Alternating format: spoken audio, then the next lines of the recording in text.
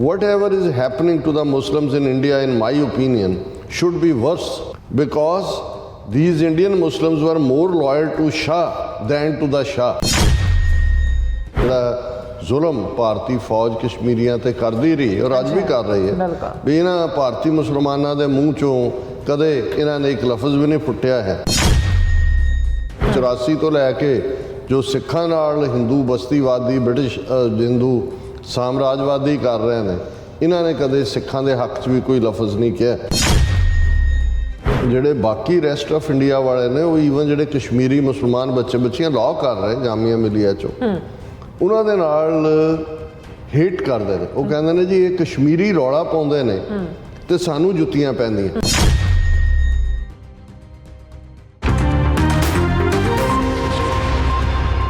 Viewers welcome back on programme. So viewers ਗੱਲਬਾਤ ਕਰਨ ਜਾ ਰਹੇ ਹਾਂ ਕਿ ਸਾਡੇ ਇੱਕ ਵਿਊਅਰ ਮੀਆਂ ਰਸ਼ੀਦ ਇਕਬਾਲ ਹੋਰਾਂ ਨੇ ਸਾਨੂੰ ਇੱਕ ਲਿਖਤ ਭੇਜੀ ਹੈ। ਇਸ ਵਿੱਚ ਉਹ ਜਿੱਥੇ ਉਹਨਾਂ ਨੇ ਖਾਲਿਸਤਾਨ ਰੈਫਰੈਂਡਮ ਦੀ ਜਿਹੜੀ ਕਾਮਯਾਬੀ ਤੇ ਖੁਸ਼ੀ ਦਾ ਇਜ਼ਹਾਰ ਕੀਤਾ ਹੈ, ਉੱਥੇ ਉਹਨਾਂ ਨੇ ਹਰਿਆਣੇ ਵਿੱਚ ਹੋਈ ਮੁਸਲਮਾਨਾਂ ਦੇ ਖਿਲਾਫ ਹਿੰਸਾ ਨੂੰ ਉਹਨਾਂ ਲਈ ਇੱਕ ਜਿਹੜਾ ਸਬਕ ਹੈ ਉਹ ਦੱਸਿਆ। ਸੋ ਉਹਨਾਂ ਅਨੁਸਾਰ ਭਾਰਤੀ ਮੁਸਲਮਾਨਾਂ ਨੇ ਕਦੇ ਕਸ਼ਮੀਰੀਆਂ ਜਾਂ ਸਿੱਖਾਂ ਦੇ ਹੱਕ ਵਿੱਚ ਆਵਾਜ਼ ਬੁਲੰਦ ਨਹੀਂ ਕੀਤੀ ਹੈ। ਸੋ ਇਸ ਬਾਰੇ ਆਪਾਂ ਗੱਲਬਾਤ ਕਰਨ ਜਾ ਰਹੇ ਹਾਂ। ਸੋ ਅਸੀਂ ਚਾਹਾਂਗੇ ਕਿ ਤੁਸੀਂ ਇਸੇ ਤਰ੍ਹਾਂ ਬਣੇ ਰਹਿਣਾ। ਦੇਖਣ ਸੁਣ ਲਈ ਲਿਖਣ ਲਈ ਤੁਹਾਡਾ ਸਭ ਦਾ ਬਹੁਤ ਬਹੁਤ ਧੰਨਵਾਦ ਜੀ। ਡਾਕਟਰ ਸਾਹਿਬ ਕੀ ਵਿਚਾਰਾਂ ਨੇ? ਦੇਖੋ, ਰਾਸ਼ਿਦ ਇਕਬਾਲ ਮੀਆਂ ਸਾਡੇ ਰੈਗੂਲਰ ਵਿਊਅਰ ਨੇ, ਸਮੇਂ ਸਾਨੂੰ ਲਿਖਦੇ ਵੀ ਰਹਿੰਦੇ ਨੇ। ਐਤਕੀ ਕਾਫੀ ਦੇਰ ਬਾਅਦ ਉਹਨਾਂ ਦੀ ਲਿਖਤ ਆਈ ਹੈ। ਇਹਦੇ 'ਚ ਜਿੱਥੇ ਉਹਨਾਂ ਨੇ ਖਾਲਿਸਤਾਨ ਰੈਫਰੈਂਡਮ ਜਿਹੜਾ ਕਾਮਯਾਬੀ ਨਾਲ ਬਾਹਰਲੇ ਮੁਲਕਾਂ ਦੇ ਵਿੱਚ ਚੱਲ ਰਿਹਾ ਉਸ ਦੇ ਉੱਤੇ ਖੁਸ਼ੀ ਦਾ ਇਜ਼ਹਾਰ ਕੀਤਾ, ਉੱਥੇ ਉਹਨਾਂ ਨੇ ਜੋ ਕੁਛ ਹਰਿਆਣੇ ਦੇ ਵਿੱਚ ਨੂਹ ਜਾਂ ਗੁੜਗਾਵਾਂ ਸੁਹਾਣਾ ਦੂਸਰੀਆਂ ਥਾਵਾਂ 'ਤੇ ਹੋਇਆ, ਉਸ ਦੇ ਉੱਤੇ ਉਹਨਾਂ ਨੇ ਇੱਕ ਵੱਖਰਾ ਪਰਸਪੈਕਟਿਵ ਲਿਆ। ਉਹਨਾਂ ਨੇ ਕਿਹਾ ਜੀ ਇਹ ਮੁਸਲਮਾਨ ਡਿਜ਼ਰਵ ਕਰਦੇ ਨੇ, ਇਹਨਾਂ ਨਾਲ ਇਵੇਂ ਹੀ ਹੋਣਾ ਚਾਹੀਦਾ, ਕਿਉਂਕਿ ਜਦੋਂ ਕਸ਼ਮੀਰ ਦੀ ਸਟਰਗਲ ਚੱਲੀ ਜਾਂ ਚੱਲ ਰਹੀ ਹੈ, ਇਹਨਾਂ ਨੇ ਕਦੇ ਕਸ਼ਮੀਰੀਆਂ ਦੇ ਹੱਕ 'ਚ ਜਿਹੜਾ ਹੈ ਉਹ ਹਾਂ ਦਾ ਨਾਰਾ ਨਹੀਂ ਮਾਰਿਆ। ਈਵਨ ਸਿੱਖਾਂ ਦੇ ਖਿਲਾਫ ਵੀ ਜਿਹੜਾ ਇਹ ਇੰਡੀਅਨ ਇੰਪੀਰੀਅਲਿਜ਼ਮ ਦਾ ਹਿੱਸਾ ਬਣ ਜਾਂਦੇ ਨੇ। ਉਸ ਦੇ ਉੱਤੇ ਮੈਂ ਗੱਲ ਕਰਾਂਗਾ। ਇਹ ਇਵੇਂ ਹੀ ਹੈ ਜਿਵੇਂ ਸਾਡੇ ਵੀ ਕਈ ਵਾਰੀ ਵੀਰ ਇਹ ਕਹਿਣਗੇ ਕਿ ਜੀ ਸਿੱਖਾਂ ਨੂੰ ਜਦੋਂ ਤੱਕ ਚੰਗੀ ਕੁੱਟ ਨਹੀਂ ਪੈਂਦੀ ਉਹਨਾਂ ਨੂੰ ਸਮਝ ਨਹੀਂ ਆਣੀ ਵੀ ਖਾਲਿਸਤਾਨ ਕਿਉਂ ਚਾਹੀਦਾ। ਹੁੰਦੀ ਤਾਂ ਇਹ ਕਿਤੇ ਨਾ ਕਿਤੇ ਫਰਸਟ੍ਰੇਸ਼ਨ ਹੀ ਹੈ, ਔਰ ਇਹਦੇ 'ਚ ਵੀ ਕੋਈ ਸ਼ੱਕ ਨਹੀਂ ਹੈ ਵੀ ਜਿਨ੍ਹਾਂ ਨੇ ਜਿਹੜੇ ਵਿਚਾਰੇ ਉਸ ਦਾ ਸ਼ਿਕਾਰ ਹੁੰਦੇ ਨੇ ਉਹਨਾਂ ਦਾ ਤਾਂ ਕੋਈ ਲਾਗਾ ਦੇਗਾ ਨਹੀਂ ਹੁੰਦਾ ਕਿਸੇ ਪਾਸੇ ਵੀ। ਹੁਣ ਜਿਹੜੇ ਆਮ ਗਰੀਬ ਜਾਂ ਦੂਸਰੇ ਹੀ ਮਾਰੇ ਜਾਂਦੇ ਨੇ, ਉਹਨਾਂ ਨੂੰ ਟਾਰਗੇਟ ਕੀਤਾ ਜਾਂਦਾ, ਜਾਂ ਜਿਵੇਂ ਇਹਨਾਂ ਨੇ ਹੁਣ ਕਿੰਨੇ ਮਜ਼ਦੂਰ ਜਿਹੜੇ ਗਰੀਬ ਸੀ ਉਹ ਆਬਾਦੀਆਂ ਦੀਆਂ ਆਬਾਦੀਆਂ ਸਾਫ਼ ਕਰਤੀਆਂ, ਸਲਮਜ਼ ਨੂੰ ਅੱਗ ਲਾ ਦਿੱਤੀ।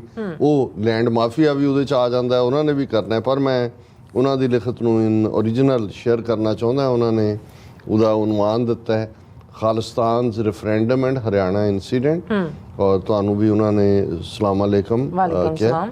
ਆਈ apologize for writing late in your program, but ਅੱਲਾਹ ਤਾਲਾ is witness that I must watch your program. Nice. And I apologize for, and I continue to benefit from Dr. Saab's informative analysis. बहुत शुक्रिया मियाँ जी. Of course, it's a matter of great pride for me when Dr. Saab makes my email a part of his program. And whenever the news of the success of Khalistan referendum reaches me through your program, it brings a sense of relief and great joy to the heart. The efforts and sacrifices of my Sikh brothers, those who are making for Khalistan, I always pray to Allah Almighty for this. I feel no shame in confessing that for the success of Khalistan movement I pray, and I have heartily attachment. Hidden somewhere behind it is my own greed. I believe that when the movement of Khalistan is successful, then inshallah, along with it, my Kashmiri brothers and sisters will also get freedom from the tyranny of Hindu imperialism. ਹੁਣ ਇਹਦੇ 'ਚ ਉਹਨਾਂ ਨੇ ਕਿਹਾ ਕਿ ਵੀ ਮੈਨੂੰ ਖੁਸ਼ੀ ਹੁੰਦੀ ਹੈ ਜਦੋਂ ਮੈਂ ਸਕਸੈਸ ਦੇਖਦਾ ਖਾਲਿਸਤਾਨ ਰੈਫਰੈਂਡਮ ਦੀ। ਮੈਂ ਵੀ ਦੁਆ ਗੋ ਹੁੰਦਾ ਹਮੇਸ਼ਾ ਖਾਲਿਸਤਾਨ ਦੇ ਲਈ।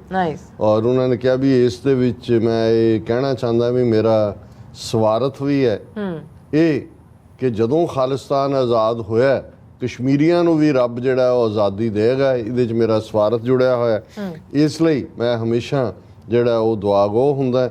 ਔਰ ਕਿਉਂਕਿ ਇਹਦੇ ਨਾਲ ਕਸ਼ਮੀਰੀ ਭੈਣਾਂ ਭਰਾਵਾਂ ਨੂੰ ਵੀ ਹਿੰਦੂ ਤੋਂ ਵੀ ਜਿਹੜਾ ਇੰਪੀਰੀਅਲਿਜ਼ਮ ਹੈ, ਸਾਮਰਾਜਵਾਦ ਹੈ, ਉਹਨਾਂ ਦਾ ਗਲਬਾ ਹੈ, ਉਸ ਤੋਂ ਛੁਟਕਾਰਾ ਮਿਲੇਗਾ।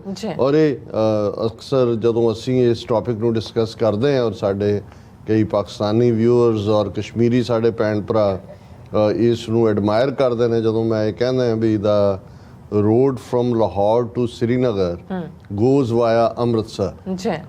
ਪਹਿਲੀ ਨਜ਼ਰੇ ਤਾਂ ਬਹੁਤਿਆਂ ਨੂੰ ਸਮਝ ਨਹੀਂ ਆਉਂਦੀ ਕਿ ਵੀ ਸੜਕ ਉੱਧਰੋਂ ਦੀ, ਫਿਰ ਜਦੋਂ ਜਿਹੜੇ ਸੋਚਵਾਨ ਨੇ ਉਹ ਖਿੜ ਜਾਂਦੇ ਨੇ ਉਹਨਾਂ ਦੇ ਚਿਹਰਿਆਂ 'ਤੇ ਕਿ ਭਾਈ ਜਿਹੜੀ ਕਸ਼ਮੀਰ ਦੀ ਆਜ਼ਾਦੀ ਹੈ ਉਹ ਪੰਜਾਬ ਦੀ ਆਜ਼ਾਦੀ ਨਾਲ ਜੁੜੀ ਹੋਈ ਹੈ ਕਿ ਵੀ ਵੰਸ ਖਾਲਿਸਤਾਨ ਬਣਦਾ ਹੈ ਕਿ ਇਹ ਜਿਹੜਾ ਕਸ਼ਮੀਰੀਆਂ ਦੀ ਆਜ਼ਾਦੀ ਦਾ ਰਸਤਾ ਹੈ ਵਾਇਆ ਅੰਮ੍ਰਿਤਸਰ ਹੈ ਕਿ ਉਹ ਖਾਲਿਸਤਾਨ ਦੀ ਆਜ਼ਾਦੀ ਨਾਲ ਜੁੜਿਆ ਹੋਇਆ। ਵੈਸੇ ਅਫਸੋਸ ਹੈ ਕਿ ਪਾਕਿਸਤਾਨ ਦੇ opinion makers, law maker, decision makers ਨੂੰ ਇਹ ਗੱਲ ਬਹੁਤੀ ਸਮਝ ਨਹੀਂ ਆਈ।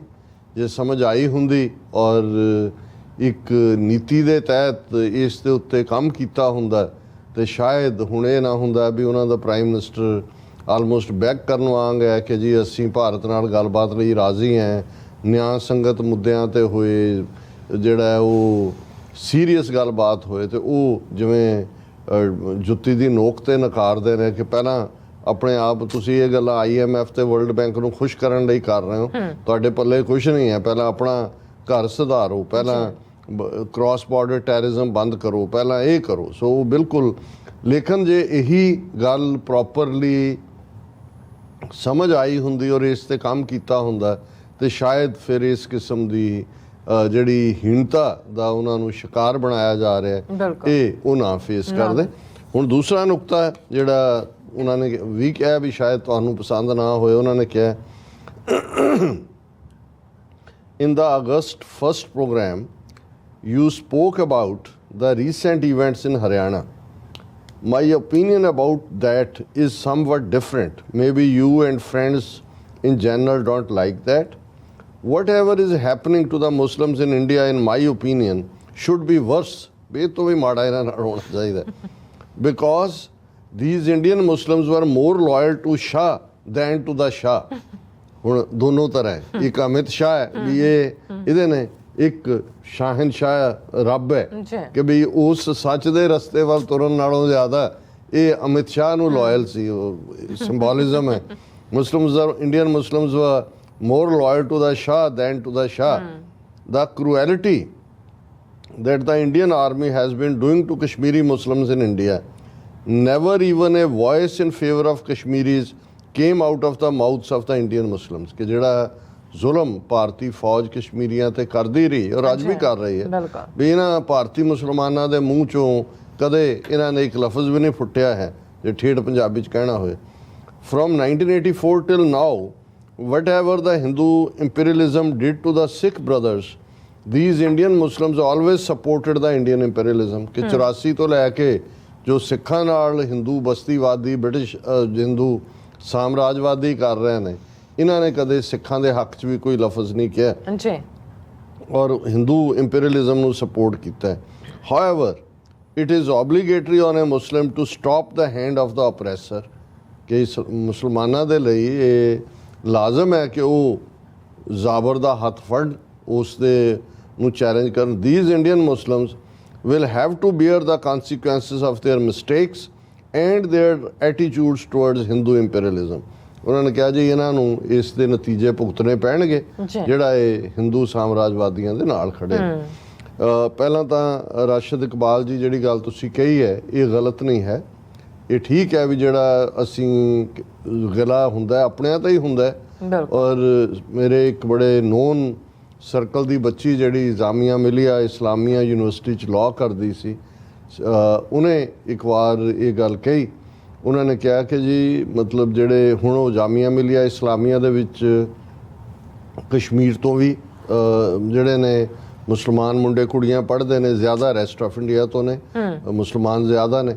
ਉਹਨਾਂ ਨੇ ਕਿਹਾ ਜੀ ਉਹ ਕਿ ਵੀ ਇਹ ਜਿਹੜੇ ਬਾਕੀ ਰੈਸਟ ਆਫ ਇੰਡੀਆ ਵਾਲੇ ਨੇ ਉਹ ਈਵਨ ਜਿਹੜੇ ਕਸ਼ਮੀਰੀ ਮੁਸਲਮਾਨ ਬੱਚੀਆਂ ਲਾਅ ਕਰ ਰਹੇ ਜਾਮੀਆ ਮਿਲੀਆ 'ਚੋਂ, ਉਹਨਾਂ ਦੇ ਨਾਲ ਹੇਟ ਕਰਦੇ ਨੇ। ਉਹ ਕਹਿੰਦੇ ਨੇ ਜੀ ਇਹ ਕਸ਼ਮੀਰੀ ਰੌਲਾ ਪਾਉਂਦੇ ਨੇ ਤੇ ਸਾਨੂੰ ਜੁੱਤੀਆਂ ਪੈਂਦੀਆਂ। ਮਤਲਬ ਉਦੋਂ ਇਹ ਅੱਜ ਤੋਂ 10 ਸਾਲ ਪੁਰਾਣੀ ਗੱਲ ਹੈ ਕਿ ਵੀ ਜੇ ਇਹ ਨਾ ਕਰਨ ਤਾਂ ਅਸੀਂ ਬੜੇ ਆਰਾਮ ਨਾਲ ਜਿਹੜਾ ਉਹ ਭਾਵੇਂ ਹਿੰਦੂ ਸਾਨੂੰ ਜੁੱਤੀਆਂ ਹੀ ਮਾਰਨ ਪਰ ਅਸੀਂ ਆਰਾਮ ਨਾਲ ਇਹਨਾਂ ਦੇ ਨਾਲ ਰਹੀਏ।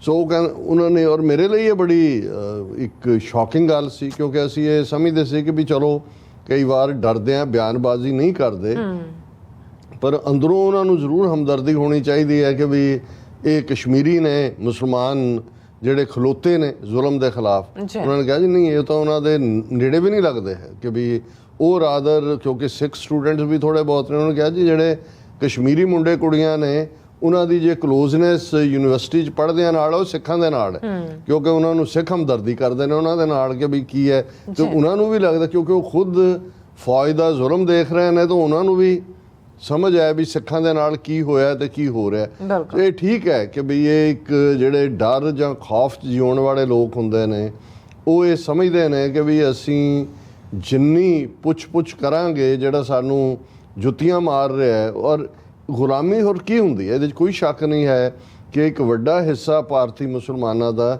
ਉਹਨਾਂ ਨੇ ਗੁਲਾਮੀ ਕਬੂਲੀ ਹੋਈ ਹੈ। ਤੁਸੀਂ ਚੈਲੰਜ ਤਾਂ ਉਦੋਂ ਕਰਦੇ ਹੋ ਜਾਂ ਕਿਸੇ ਹੋਰ ਦੇ ਨਾਲ ਜਿਹੜਾ ਓਪਰੈਸਡ ਹੈ ਤਾਂ ਖਲੋਂਦੇ ਹੋ ਪਹਿਲਾਂ ਤੁਹਾਡੇ ਅੰਦਰ ਤੁਹਾਡੀ ਜ਼ਮੀਰ ਤਾਂ ਹੋਏ ਉਹ ਤਾਂ ਉਹਨਾਂ ਨੂੰ ਇਹ ਗਿਲਟ ਹੈ ਕਿਤੇ ਨਾ ਕਿਤੇ ਕਿ ਜੀ ਅਸੀਂ ਜਿਹੜਾ ਪਾਕਿਸਤਾਨ ਮੰਗਿਆ ਉਹ ਗਲਤੀ ਹੋਈ ਉੱਧਰ ਚਲੇ ਗਏ ਸਾਡੇ ਨਾਲ ਤਾਂ ਹੁਣ ਦੂਸਰੇ ਦਰਜੇ ਦੇ ਸ਼ਹਿਰੀ ਵਾਲਾ ਸਲੂਕ ਹੋਣਾ ਹੀ ਹੋਣਾ। ਕਸ਼ਮੀਰੀਆਂ 'ਚ ਕੰਪਲੈਕਸ ਨਹੀਂ ਹੈ ਔਰ ਇਸੇ ਲਈ ਉਹ ਲੜੇ ਵੀ ਨੇ ਅੱਜ ਵੀ ਉਹ ਖਲੋਤੇ ਹੋਏ ਨੇ। ਪਰ ਹੈਵਿੰਗ ਸੈਡ ਦੈਟ ਮੈਂ ਸਮਝਦਾ ਫਿਰ ਵੀ ਸਾਡਾ ਇਹ ਫਰਜ਼ ਹੈ ਕਿ ਕਈ ਵਾਰ ਜਿਵੇਂ ਸਿੱਖਾਂ 'ਚ ਵੀ ਇੱਕ ਤਬਕਾ ਜਿਨ੍ਹਾਂ ਨੂੰ ਇਹ ਲੱਗਦਾ ਜੀ ਬਾਹਰ ਬੈਠੇ ਸਿੱਖ ਖਾਲਿਸਤਾਨ ਦਾ ਨਾਂ ਲੈਂਦੇ ਨੇ ਨਾਅਰੇ ਲਾਉਂਦੇ ਨੇ ਇੱਥੇ ਸਾਨੂੰ ਜੁੱਤੀਆਂ ਪੈਂਦੀਆਂ ਨੇ ਉਹ ਇਹੀ ਕਹੀ ਜਾਣਗੇ ਜੀ ਬੰਦ ਕਰੋ ਇਸ ਨੂੰ ਕਿਉਂ ਸਾਨੂੰ ਤੁਸੀਂ ਕੁਟਵਾਉਂਦੇ ਹੋ।